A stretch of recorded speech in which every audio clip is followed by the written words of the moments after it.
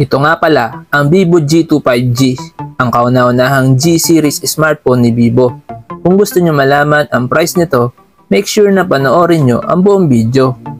Sa ngayon, tingnan muna natin ang specs and features ng phone na to.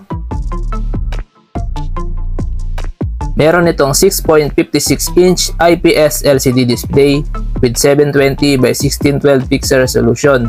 May 90Hz refresh rate at meron siyang 840 nits high brightness mode. Ang Vivo G2 5G ay may operating system na Origin OS 3 based on Android 13 with MediaTek Dimensity 6020 7nm chipset na may Mali G57 MC2 na GPU. Ang smartphone na to ay may 4, 6 or 8 GB of RAM with 128 or 256 GB UFS 2.2 internal storage expandable via microSD. Ang Vivo G2 5G ay may dual rear camera setup with 13 megapixel main camera plus anti-stroboscopic sensor with LED flash and panorama at kaya nito mag-record ng video up to 1080p at 30 fps.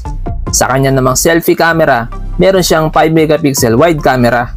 Dito naman sa kanyang battery, meron siyang 5000 mAh battery capacity with 15 watt charging. Sa security naman ng phone na to, meron siyang side-mounted fingerprint scanner and face unlock at ito ay may loudspeaker. Sa dimensions, meron siyang 163.74 by 75.43 by 8.09 mm at may timbang na 186 grams at ito ay may dual SIM. Sa connectivity, meron siyang 5G, dual band Wi-Fi, Bluetooth 5.1, GPS, GLONASS, BDS, FM radio, headphone jack, OTG, and USB Type-C. Ngayon, pag-usapan na natin ang kanyang price. Ang estimated price ng Vivo G2 5G ay around 9,400 pesos. Ito ay price conversion lamang at pwede pa magbago kung sakaling magiging available ito sa Philippines.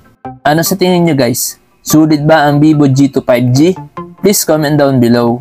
At kung nagustuhan nyo ang video ito, huwag nyo kalimutan mag-subscribe, like at i-click ang notification bell. Maraming salamat! Peace!